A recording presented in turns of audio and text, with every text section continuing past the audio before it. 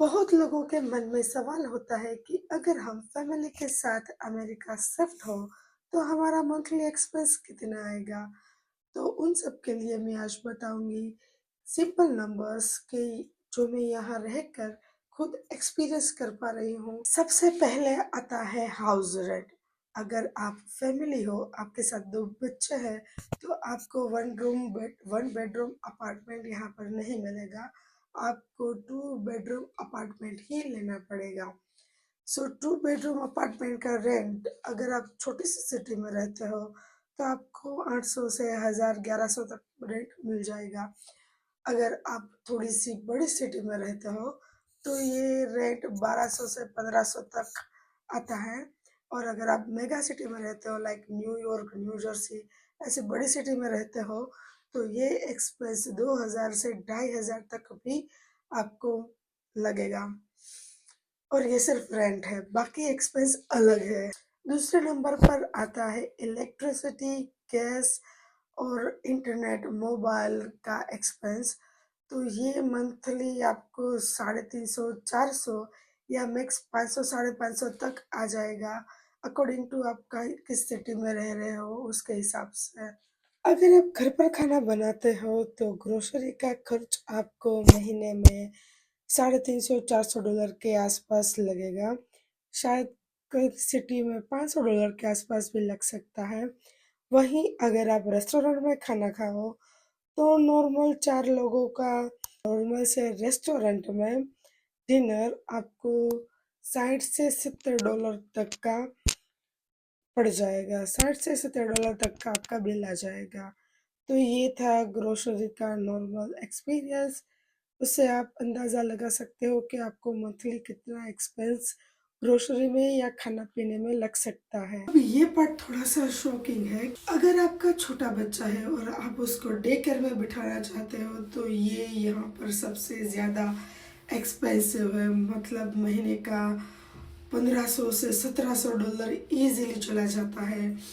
तो pre school मतलब बच्चे स्कूल से पहले जो जाते हैं छोटे बच्चे, यहाँ पर स्कूलिंग फ्री है लेकिन डे केयर बहुत ही एक्सपेंसिव है।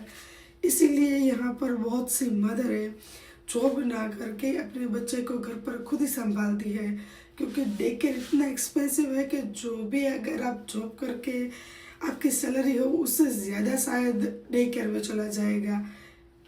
इसलिए बहुत सी मदर घर पर ही रहकर अपने बच्चों को बड़ा करती है।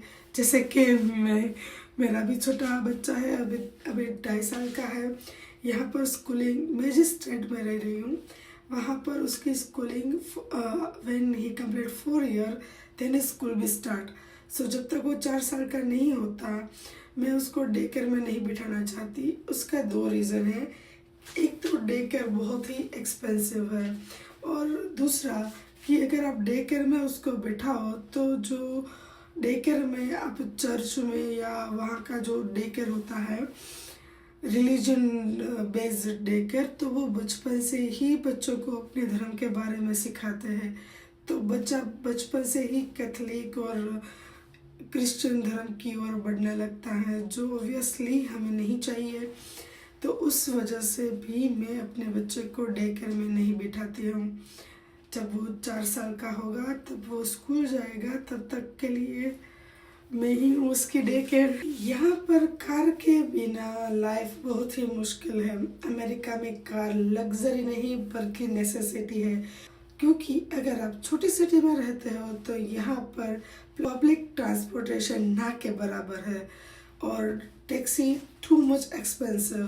तो यही बेटर है कि आपके पास आपकी खुद की कार हो। तो कार अगर आप यहाँ पर ईएमआई पर भी ले सकते हो तो कार का ईएमआई गिन लो, उसका गैस गिन लो, उसका इंश्योरेंस गिन लो, तो उसका मंथली 600 से 800 डॉलर फिक्स। अमेरिका में विदाउट इंश्योरेंस भी रहना मतलब इम्पॉसिबल है। इंश्योरेंस तो चाहिए ही चाहिए।